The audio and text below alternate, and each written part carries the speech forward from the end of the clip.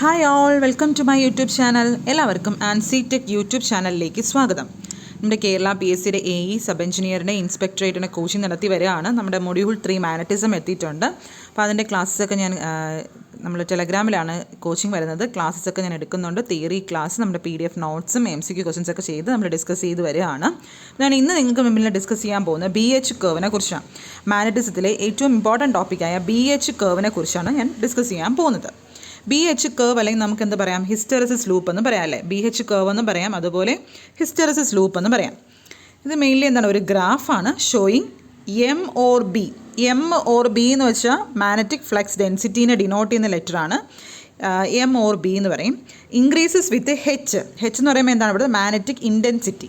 ഇപ്പോൾ നമ്മുടെ പ്ലോട്ട് ആ ഹിസ്റ്റെറിസിസ് ലൂപ്പ് എന്ന് പറയുന്നത് തന്നെ ആരൊക്കെ തമ്മിലാണ്, മാഗ്നറ്റിക് ഫ്ലക്സ് ഡെൻസിറ്റിയും അതുപോലെ തന്നെ മാഗ്നറ്റിക് ഇൻറ്റൻസിറ്റിയും തമ്മിലുള്ള ആ ഒരു പ്ലോട്ടിനെയാണ് നമ്മൾ ഹിസ്റ്റെറിസിസ് ലൂപ്പ് എന്ന് പറയുന്നത്. ഇവിടെ എന്താ സംഭവിക്കുന്നത്, നമ്മുടെ മാഗ്നറ്റിക് ഫ്ലക്സ് ഡെൻസിറ്റി എന്താണ്, ഇൻക്രീസസ് വിത്ത് നമ്മുടെ മാഗ്നറ്റിക് ഇൻറ്റൻസിറ്റി ഫ്രം എവിടെ മുതൽ, 0 മുതൽ മാക്സിമം വരെ in one direction, 0 to maximum വരെ വൺ ഡയറക്ഷൻ. അതുപോലെ എന്താണ്, വീണ്ടും തിരിച്ച് then back to 0 to a maximum in opposite ഡയറക്ഷനിലും അതുപോലെ സംഭവിക്കുന്നു അല്ലേ. Finally back again through 0 to the first maximum. ആ ഒരു പ്ലോട്ടിനെയാണ് നമ്മൾ ഹിസ്റ്റെറിസിസ് ലൂപ്പ് എന്ന് പറയുന്നത്. ഡീറ്റെയിൽഡ് ആയിട്ട് നമ്മൾ പഠിക്കും. ഈ ഒരു കിട്ടുന്ന ഏരിയ അണ്ടർ ദി കർവ് എന്ന് പറയുന്നത് അതിൻ്റെ എനർജി ലോസ് ആണ് തരുന്നത്. ഓക്കെ, നമുക്കിനി ഡീറ്റെയിൽഡ് ആയിട്ട് നോക്കാം. ഇതെങ്ങനെയാണ് ഈ ഒരു ഗ്രാഫ് പ്ലോട്ട് ചെയ്യുന്നത് നമുക്കത് നോക്കാം. അതിന് ഞാനിവിടെ എന്ത് ചെയ്യാം, ഞാനിപ്പോൾ ഒരു നമ്മുടെ ഒരു സോളിനോഡ് എടുക്കുകയാണ്. ഇതൊരു സോളിനോഡാണല്ലോ, അതായത് ഒരു കമ്പി ചുരുളെടുക്കുകയാണ്. എന്നിട്ട് എന്ത് ചെയ്യുക, ഞാൻ അതിൻ്റെ അകത്ത് ഒരു സ്റ്റീൽ ബാർ, കാരണം ഇതാണ് ഒരു സ്റ്റീൽ ബാർ വച്ചിരിക്കുകയാണ്. നമുക്കറിയാം എനിക്ക് എൻ്റെ എയിം എന്ന വെച്ചാൽ എന്താണ്, എനിക്ക് ഈ സ്റ്റീൽ ബാറിനെ എന്താക്കണം, ഒരു ഇലക്ട്രോ മാഗ്നറ്റ് ആക്കണം. ഈ വച്ചിരിക്കുന്ന സ്റ്റീൽ ബാറിനെ എനിക്കൊരു ഇലക്ട്രോ മാഗ്നറ്റ് ആക്കാൻ ഞാൻ പോവുകയാണ്. ഇലക്ട്രോ മാഗ്നറ്റ് ആവുന്ന ആ ഒരു മെറ്റീരിയലിൻ്റെ BH കർവാണ് ഞാനിവിടെ വരയ്ക്കാൻ പോകുന്നത്. അപ്പോൾ നമുക്ക് നോക്കാം എന്താണ് ചെയ്യാൻ പോകുന്നത്. ആദ്യം ഞാൻ എന്ത് ചെയ്യുകയാണ്, നമ്മൾ ഈ BH കർവ് പ്ലോട്ട് ചെയ്യാൻ വേണ്ടി ഞാൻ എന്ത് ചെയ്യണം, ഒരു റെസിസ്റ്റർ, റിയോസ്റ്റാറ്റ് അല്ലെങ്കിൽ ഒരു വേരിയബിൾ റെസിസ്റ്റർ വെച്ചിട്ടുണ്ട്. ഇതെന്തിനാണ് നമുക്കറിയാം, റെസിസ്റ്റൻസ് വേരി ചെയ്യാൻ വേണ്ടി അല്ലേ. ഈ വേരിയബിൾ റെസിസ്റ്റൻസ് ഉപയോഗിച്ചാണ് ഞാൻ എന്ത് ചെയ്യുന്നത്, ഇവിടെ കിട്ടുന്ന കറണ്ട് എനിക്ക് വേരി ചെയ്യാൻ പറ്റുന്നത് അല്ലേ. കറണ്ട് വേരി ചെയ്യുമ്പോഴല്ലേ നമുക്ക് എന്ത് ചെയ്യത്തുള്ളൂ, ഫ്ലക്സ് വേരി ചെയ്യാൻ പറ്റത്തുള്ളൂ. നമുക്കറിയാം ഫ്ലക്സും കറണ്ടും എന്താണ്, ഡയറക്ട്ലി പ്രൊപ്പോർഷണലാണ്. അപ്പോൾ കറണ്ട് വേരി ചെയ്താലേ നമുക്ക് അവിടെ കിട്ടുന്ന ഫ്ലക്സ് നമുക്ക് വേരി ചെയ്ത് നമുക്കൊരു കർവ് കിട്ടത്തുള്ളൂ. അപ്പോൾ ഞാനിപ്പോൾ ഒരു മാഗ്നറ്റിക് മെറ്റീരിയൽ അല്ലാതെ ഒരു മെറ്റീരിയൽ എടുത്തിട്ട് ഞാൻ അതിനെ എന്ത് ചെയ്യാണ്, ഒരു മാഗ്നറ്റിക് മെറ്റീരിയൽ ആക്കാൻ വേണ്ടിയാണ് ഞാനിവിടെ എന്ത് ചെയ്തത്, ഞാനൊരു ബാറ്ററി കണക്ട് ചെയ്തിട്ടുണ്ട്. അതുപോലെ തന്നെ ഒരു റിയോസ്റ്റാർ, ഒരു റെസിസ്റ്ററും വച്ചിട്ടുണ്ട്. അപ്പോൾ എന്ത് ചെയ്യാൻ പറ്റും, ഈ റെസിസ്റ്റർ ഉപയോഗിച്ച് എനിക്ക് കറണ്ട് വേരി ചെയ്യാം. ഞാനിവിടെ പ്ലോട്ട് ചെയ്യാൻ പോകുന്നത് എങ്ങനെയാണ്, X ആക്സിസിൽ കണ്ടോ, ഈ X ആക്സിസിൽ ഞാൻ H എന്ന് വെച്ചാൽ മാഗ്നറ്റിക് ഇൻറ്റൻസിറ്റിയും അതുപോലെ Y ആക്സിസിൽ B മാഗ്നറ്റിക് ഫ്ലക്സ് ഡെൻസിറ്റിയും വെച്ചാണ് ഞാൻ പ്ലോട്ട് ചെയ്യാൻ പോകുന്നത്. നമുക്കറിയാം നമ്മുടെ ഫ്ലക്സും കറണ്ടും ഡയറക്ട്ലി പ്രൊപ്പോർഷണലാണ്. ആ ഒരു കോൺസെപ്റ്റ് മൈൻഡിൽ വേണം. അപ്പം ഞാൻ ആദ്യം ചെയ്യാൻ പോവാണ് എന്താണെന്ന് വെച്ചാൽ, നമ്മുടെ റിയോസ്റ്റാറ്റ് ഞാൻ സ്റ്റാർട്ട് ചെയ്യാൻ പോവാണ്. ഞാൻ സ്റ്റാർട്ട് ചെയ്യുന്ന സമയത്ത് ഞാൻ എന്ത് ചെയ്യണം, റെസിസ്റ്റൻസ് കുറച്ച് ഇൻക്രീസ് ചെയ്തില്ല, കുറച്ച് ഡിക്രീസ് ചെയ്ത് റെസിസ്റ്റൻസ് കുറച്ച് ഞാൻ കൊടുത്തോളൂ. അന്നേരം എന്ത് പറ്റും, റെസിസ്റ്റൻസ് കുറയുമ്പോൾ നേരെ എന്ത് പറ്റും, കറണ്ട് ഇൻക്രീസ് ചെയ്യും. ഇവിടെ നിന്നാണ് തുടങ്ങുന്നത്, O എന്നാണ് സ്റ്റാർട്ട് ചെയ്യുന്നത്. കറണ്ട് അങ്ങ് ഗ്രാജുവലി ഇൻക്രീസ് ചെയ്യാണ്.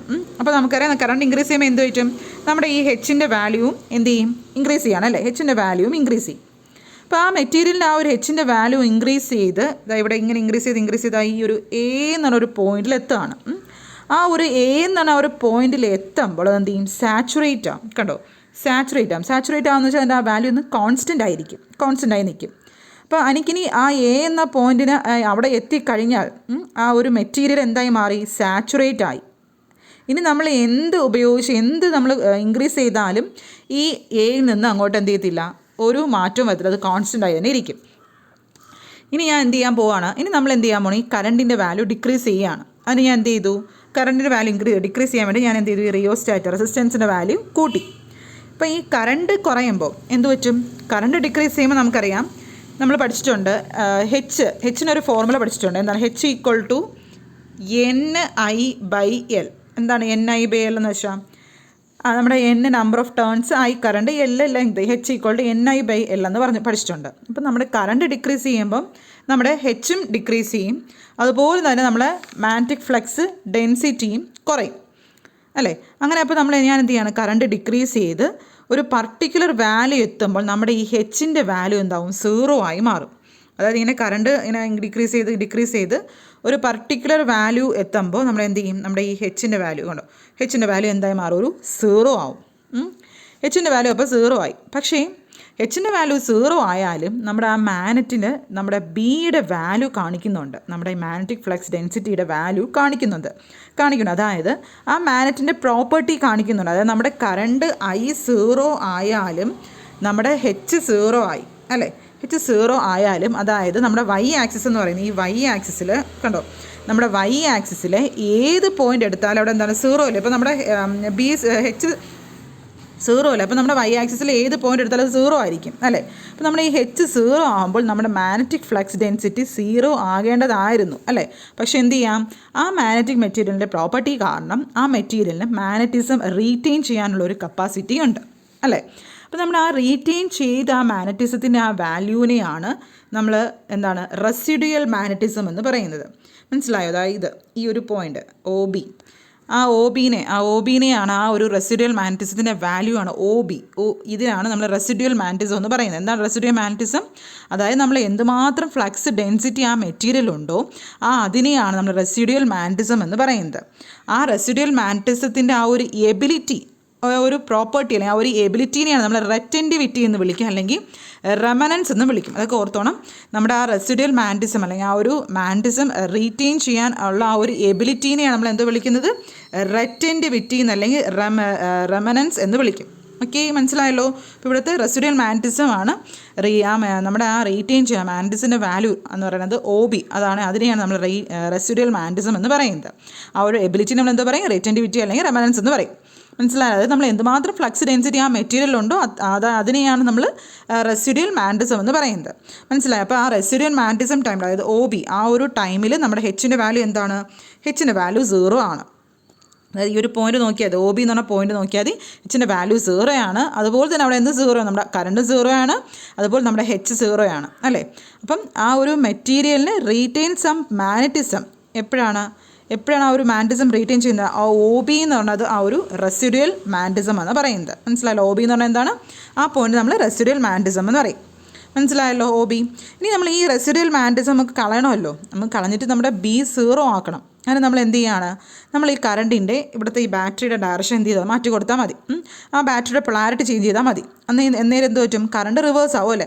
കറണ്ട് റിവേഴ്സ് ആയിട്ട് നമ്മുടെ ഈ H എന്ന് പറഞ്ഞാൽ എങ്ങോട്ട് പോകും, നെഗറ്റീവിലോട്ട് പോകും, നെഗറ്റീവ് ഡയറക്ഷനിൽ പോയി ഇൻക്രീസ് ചെയ്യും. കറണ്ടിൻ്റെ വാല്യൂ കുറച്ചിട്ട് H എന്ത് ചെയ്യും, നെഗറ്റീവ് ഡയറക്ഷനിലോട്ട് ഇവിടെ നിന്ന് നെഗറ്റീവ് ഡയറക്ഷനിലോട്ട് പോയി H ഇൻക്രീസ് ചെയ്യും.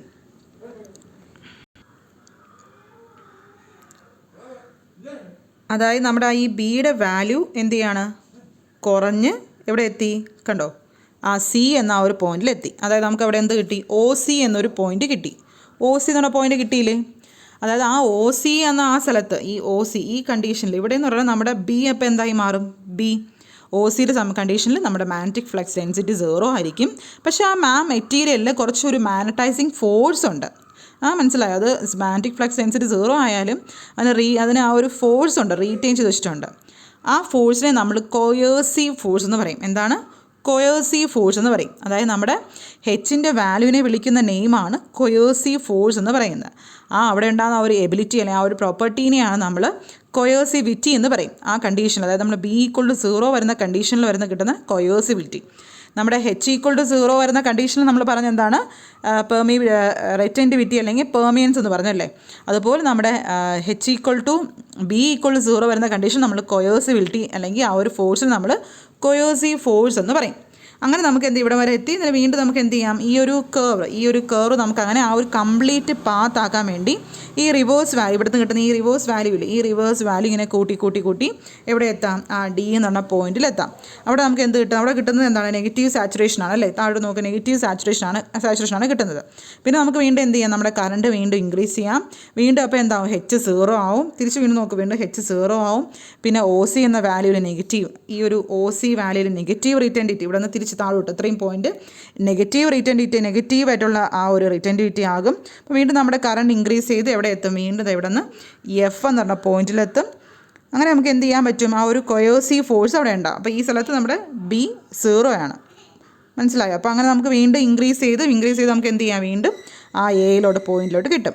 മനസ്സിലായോ? അപ്പോൾ നമുക്ക് ഇങ്ങനെ ആ ഒരു കിട്ടുന്ന ആ ഒരു കേർവിനെ നമ്മളൊരു ക്ലോസ്ഡ് ലൂപ്പായി കിട്ടും അല്ലേ, ഒരു ക്ലോസ്ഡ് ലൂപ്പ് അല്ലേ. ആ ഒരു പാത്തിനെയാണ് നമ്മൾ ഹിസ്റ്റെറിസിസ് ലൂപ്പ് എന്ന് വിളിക്കുന്നത്. അപ്പോൾ ഇത്രയും നിങ്ങൾ ഓർത്തിരിക്കുക. നമ്മൾ കുറച്ച് ടേംസ് പഠിച്ചു. എന്താണ് റെറ്റൻറ്റിവിറ്റി അല്ലെങ്കിൽ റെമനൻസ് എന്ന് വെച്ചാൽ, എന്താണ് റെസിഡ്യൂവൽ മാഗ്നറ്റിസം, ഏത് പോർഷനെയാണ് റെസിഡ്യൂവൽ മാഗ്നറ്റിസം എന്ന് പറയുന്നത്, അതുപോലെ എന്താണ് കൊയേഴ്സിവിറ്റി, എന്താണ് കൊയേഴ്സീവ് ഫോഴ്സ്, ഇത്രയും കാര്യങ്ങൾ ഓർത്തിരിക്കുക. അപ്പോൾ നമ്മൾ പറഞ്ഞു അറ്റ് ഒ, നമ്മുടെ ആ ഒരു ഡീറ്റെയിൽ പറഞ്ഞ എക്സ്പ്ലനേഷനാണ്. അറ്റ് ഒ എന്ന് പറഞ്ഞ പോയിന്റിൽ നമ്മുടെ ഹെച്ചും അതുപോലെ എം അല്ലെങ്കിൽ ബി എന്ന് പറയാമേ 0 ആയിരിക്കും. അപ്പോൾ എന്ത് ചെയ്യും, നമ്മുടെ ഹെച്ചും ഇൻക്രീസ് ചെയ്യും അതുപോലെ ബിയും ഇൻക്രീസ് ചെയ്യും. ആ ഒരു പോയിന്റിൽ നമ്മൾ പറഞ്ഞു ആ എ എന്ന് പറഞ്ഞ പോയിന്റിനെ നമ്മൾ പറഞ്ഞു എന്താണ്, ഈ പോയിന്റാണ് അതിൻ്റെ സാച്ചുറേഷൻ പോയിന്റ് എന്ന് പറഞ്ഞു. പിന്നെ വീണ്ടും അത് എന്ത് ചെയ്യാണ്, പതുക്കെ സ്ലോലി കുറഞ്ഞു വരികയാണ്. ആ ബി എന്ന് പറഞ്ഞ പോയിന്റിലെത്തുമ്പോൾ നമ്മുടെ ഹെച്ച് 0 ആവും. പക്ഷേ ബിക്ക് ചെറിയൊരു വാല്യൂ ഉണ്ടല്ലേ, ആ വാല്യൂ നമ്മളെന്താ പറയും, റെമനൻസ് അല്ലെങ്കിൽ റെറ്റൻറ്റിവിറ്റി എന്ന് പറയും. അപ്പോൾ വീണ്ടും നമ്മുടെ ഹെച്ച് കുറച്ചൊരു നെഗറ്റീവ് വാല്യൂ എത്താറ്റ് സി ഒക്കെ ആകുമ്പോൾ വീണ്ടും എന്ത് ചെയ്യും, നമ്മുടെ ബി 0 ആവും. പക്ഷേ നമ്മുടെ ഹെച്ചിന് ഒരു നെഗറ്റീവ് വാല്യൂ അല്ലെങ്കിൽ ഒരു ഫോഴ്സ് ഉണ്ട്, അതിന് നമ്മൾ കൊയേഴ്സിവിറ്റി എന്ന് പറയും. അപ്പോൾ വീണ്ടും നമ്മൾ എന്ത് ചെയ്യാണ്, ആ ഹെച്ചിനെ കുറച്ച് സാച്ചുറേഷൻ പോയിന്റിൽ അഗെയിൻ റീച്ച് ചെയ്തു, അല്ല അറ്റ് ഡിയിലെത്തി. ഈ ഒരു പോയിന്റിൽ നമ്മൾ എത്തും. അങ്ങനെ വീണ്ടും നമ്മുടെ ഹെച്ചിനെ എന്ത് ചെയ്ത് കുറച്ച് 0 ആക്കി. പിന്നെ വീണ്ടും ഒരു പോയിന്റ് ഇയിലോട്ട് അറ്റൈൻ ചെയ്യും. ഈ പോയിന്റ് ഇ എന്ന് പറഞ്ഞ പോയിന്റിൽ വീണ്ടും അറ്റൈൻ ചെയ്യും. അവിടെ നമുക്ക് എന്ത് കിട്ടും, വീണ്ടും നമ്മുടെ ഹെച്ച് 0 ആവും. പിന്നെ വീണ്ടും നമ്മുടെ ഹെച്ച് വീണ്ടും ഇൻക്രീസ് ചെയ്ത് ആ ഒരു സൈക്കിൾ അങ്ങനെ എന്ത് ചെയ്യുക, റിപ്പീറ്റഡ് ബാക്ക് വീണ്ടും തിരിച്ചങ്ങോട്ട് എത്തും, എ എന്ന് പറഞ്ഞ പോയിന്റിൽ കിട്ടും. മനസ്സിലായി? അങ്ങനെ ആ ഒരു സൈക്കിൾ നമുക്ക് റിപ്പീറ്റ് ചെയ്യും. അങ്ങനെ ആ ഒരു ഈ ഒരു കേർവ് ABCDEFA എന്ന് പറയുന്നത് അതിനെയാണ് നമ്മൾ ഹിസ്റ്റെറിസിസ് കേർവ് എന്ന് പറയുന്നത്. മനസ്സിലായല്ലോ? അപ്പോൾ ഇത്രയും ടേംസ് ഇവിടെ ഉണ്ടാകുന്ന ടേംസ് എല്ലാം പഠിച്ചോണം. ഓരോന്നും എവിടെയൊക്കെയാണ് റെസിഡ്യൂവൽ മാഗ്നറ്റിസം അറ്റൈൻ ചെയ്യുന്നത്, ഇഷ്ടംപോലെ ക്വസ്റ്റ്യൻസ് ഇതിൽ നിന്ന് വരാൻ ചോദിച്ചിട്ടുണ്ട്. റെസിഡ്യൂവൽ മാഗ്നറ്റിസം എവിടെയൊക്കെയാണ് അറ്റൈൻ ചെയ്യുന്നത്, ആ കാര്യങ്ങളൊക്കെ പഠിച്ചോണം. മനസ്സിലായല്ലോ? എന്താണ് കൊയേഴ്സിവിറ്റി, എന്താണ് കൊയേഴ്സീവ് ഫോഴ്സ്, എന്താണ് സാച്ചുറേഷൻ ആവുന്ന റീജിയൻ ഏതാണ്, ആ ഒരു ഓരോ പ്രോസസ്സിന് അല്ലെങ്കിൽ ആ ഒരു എബിലിറ്റീനെ പറഞ്ഞ റെറ്റൻറ്റിവിറ്റി, അത് കൊയേഴ്സിവിറ്റി, ആ എബിലിറ്റീസൊക്കെ പഠിച്ചോണം. ഇനി നമുക്ക് പഠിക്കണം ഹിസ്റ്റെറിസിസ് ലോസ്. എന്താണ് ഹിസ്റ്റെറിസിസ് ലോസ് എന്നറിയാം. എന്താണ്? The losses occur to neutralise the residual or remanent magnetism. ആ ഒരു റെസിഡ്യൂവൽ ഓർ റെമനന്റ് മാഗ്നറ്റിസിനെ ന്യൂട്രലൈസ് ചെയ്യാൻ കൊടുക്കുന്ന ലോസിനെയാണ്, ആ ഒരു പ്രോസസ്സിനെയാണ് നമ്മൾ ഹിസ്റ്റെറിസിസ് ലോസ് എന്ന് പറയുന്നത്. ഇങ്ങനെ by the process of magnetism വഴിയോ അല്ലെങ്കിൽ ഡീമാഗ്നറ്റൈസേഷൻ വഴിയോ ഉള്ള ആ ഒരു പ്രോസസ്സിനെയാണ് നമ്മൾ ഹിസ്റ്റെറിസിസ് ലോസ് എന്ന് പറയുന്നത്. മെയിൻലി ഒക്കർ ചെയ്യുന്ന മെറ്റീരിയൽ ഹാവിങ് എങ്ങനെയാണ് ഉണ്ടാകുന്ന ഒരു നമ്മുടെ മെയിൻലി അത് നമുക്ക് കിട്ടുന്ന ആ ലോസ് എന്ന് പറയുന്നത് എന്തായി കൺവേർട്ട് ചെയ്യും, തിരിച്ച് ഹീറ്റ് എനർജി ആയിട്ടാണ് അത് കൺവേർട്ട് ചെയ്യുന്നത്. ഈ ലോസ് മെയിൻലി ഡിപ്പെൻഡ് ചെയ്യുന്നത് അതിൻ്റെ ഫ്രീക്വൻസിയും ഒക്കെ ഡിപ്പെൻഡ് ചെയ്യും. ഫ്രീക്വൻസി കൂടുകയാണെങ്കിൽ അവിടുത്തെ ലോസും എന്ത് ചെയ്യും, കൂടും. മനസ്സിലായി? ഒരു ഫോർമുലയൊക്കെ പഠിച്ചോണം. അതിൽ നമ്മുടെ ഏതെന്ന് പറയുന്നത് hysteresis constant, WH hysteresis loss in വാട്ടാണ്, BM മാക്സിമം ആൻറ്റിഫ്ലക്സ് density in weber per metre square, frequency F frequency, V volume of magnetic material. അത് നമ്മുടെ ഫോർമുല, ഈ ഫോർമുലയൊക്കെ വെച്ച് MCQ ചോദിക്കാറുണ്ട്. ഓക്കെ, അടുത്ത് നമ്മൾ പഠിക്കുന്നത് ഇൻഡ്യൂസ്ഡ് EMFനെ കുറിച്ചാണ്. എന്താണ് ഒരു ഇൻഡ്യൂസ്ഡ് EMF എന്ന് വെച്ചാൽ, ഇൻഡ്യൂസ് ചെയ്യുക, EMF ഇൻഡ്യൂസ് ചെയ്യുക എന്ന് വെച്ചാൽ എന്താണ്, ഒരു ഫ്ലക്സ് ലിങ്കേജ്, ഒരു ഫ്ലക്സിനൊരു ചേഞ്ച് കാരണം എന്ത് ചെയ്യും, ഫ്ലക്സ് ലിങ്ക് ചെയ്യുന്നതിന് ഒരു ചേഞ്ച് കാരണം അവിടെ കണ്ടക്ടറിൽ എന്ത് ചെയ്യും, ഒരു EMF ഇൻഡ്യൂസ് ചെയ്യും അല്ലേ. അങ്ങനെ നമ്മൾ ഇൻഡ്യൂസ്ഡ് EMF എന്ന് പറയുന്നത്. അവിടെ കിട്ടുന്ന കറണ്ടിന് നമ്മൾ എന്താ പറയുക, ഇൻഡ്യൂസ്ഡ് കറണ്ട് എന്ന് പറയും. 2 ടൈപ്സ് ഓഫ് ഇൻഡ്യൂസ്ഡ് EMF ഉണ്ട്. സ്റ്റാറ്റിക്കലി ഇൻഡ്യൂസ്ഡ് EMF ഉണ്ട്, അതുപോലെ ഡൈനാമിക്കലി ഇൻഡ്യൂസ്ഡ് EMF ഉണ്ട്. ഡൈനാമിക്കലി ഇൻഡ്യൂസ്ഡ് EMF എന്ന് വെച്ചാൽ ഡൈനാമോ മീൻസ് മൂവിങ് അല്ലെങ്കിൽ മോഷൻ എന്നൊക്കെ പറയാം അല്ലേ.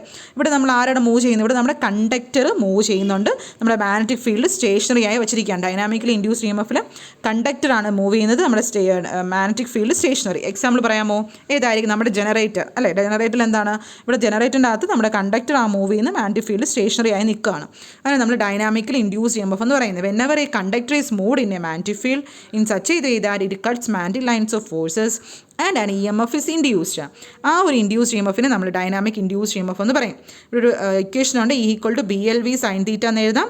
വേറെ E എന്ന് പറയുന്നത് induced EMF in volt, B magnetic flux density in weber per metre square, L എന്ന് പറയുന്നത് length of the conductor in metre, V എന്ന് പറയുന്നത് speed of the conductor and sine theta angle between the magnetic flux and conductor. അപ്പോൾ നമ്മുടെ dynamically induced EMFിൻ്റെ example എന്താണ്, നമ്മുടെ generator. അതുപോലെ statically induced EMF, ആ ഒരു വാക്ക് തന്നെ ഉണ്ടല്ലോ, സ്റ്റാറ്റിക് അല്ലെങ്കിൽ സ്റ്റേഷനറി. ഇവിടെ എന്തായിരിക്കും സ്റ്റേഷനറി, നമ്മുടെ കണ്ടക്ടർ സ്റ്റേഷനറി ആയിരിക്കും, മാഗ്നറ്റിക് ഫീൽഡാണ് ഇവിടെ എന്ത് ചെയ്യുന്നത്, ചേഞ്ച് ചെയ്ത് വരുന്നത്. മനസ്സിലായോ? ഒരു എക്സാമ്പിൾ നമുക്കറിയാം, നമ്മൾ പഠിച്ചിട്ടുണ്ട് ട്രാൻസ്ഫോമർ, നമ്മൾ ബിടെക്കിനൊക്കെ പഠിച്ചിട്ടുണ്ട്. Transformer is A static device അല്ലേ. അവിടെ എന്താണ്, ഒരു സ്റ്റാറ്റിക്കലി ഇൻഡ്യൂസ്ഡ് EMF ആണ് അവിടെ ഉണ്ടാകുന്നത്. അതായത് നമ്മളൊരു conductor is placed in an alternating magnetic field, conductor വെച്ചാൽ അവിടെ ഒരു magnetic flux cut it self and EMF അവിടെ ഇൻഡ്യൂസ് ചെയ്യും. അതിനാണ് നമ്മൾ സ്റ്റാറ്റിക്കലി ഇൻഡ്യൂസ്ഡ് EMF എന്ന് പറയുന്നത്. അതായത് E=-N × dφ/dt വരും. ചേഞ്ച് ഇൻ ഇൻഡ്യൂസ് ചെയ്യുമ്പോൾ വാല്യൂ ഓഫ് d5/dt എന്ന് പറയുമ്പോൾ rate of change of flux linkage ആണ്. ഓക്കെ, മനസ്സിലായല്ലോ. അപ്പോൾ ഇതൊക്കെയാണ് നമ്മൾ സ്റ്റാറ്റിക്കലി ഇൻഡ്യൂസ് EMF എന്ന് പറയുന്നത്. ഇനി നമുക്ക് ഇതിനകത്ത് തന്നെ കുറച്ച് കാര്യങ്ങൾ self induce EMF, mutual induce EMF, ഇൻഡക്റ്റൻസിൻ്റെ കുറച്ച് ടേംസ് ഒക്കെ പഠിക്കാനുണ്ട്. അതൊക്കെ നമ്മൾ ടെലഗ്രാം ഗ്രൂപ്പിൽ ഷെയർ ചെയ്യും.